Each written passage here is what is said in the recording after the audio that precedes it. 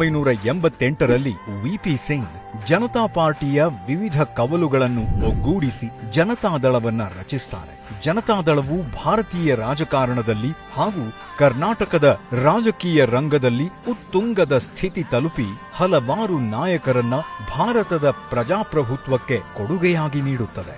ಅಂತಹ ಮಹಾನ್ ನಾಯಕರಲ್ಲಿ ಪ್ರಮುಖರು ಭಾರತ ಕಂಡ ಅತ್ಯುನ್ನತ ನಾಯಕ, ರಾಜಕೀಯ ಭೀಷ್ಮ, ಕರುನಾಡ ಕೀರ್ತಿಯನ್ನ ಮುಗಿಲೆತ್ತರಕ್ಕೆ ಹಬ್ಬಿಸಿದ ನಮ್ಮ ಹೆಮ್ಮೆಯ ಮಣ್ಣಿನ ಮಗ ಶ್ರೀಮಾನ್ ಎಚ್.ಡಿ. ದೇವೇಗೌಡರು.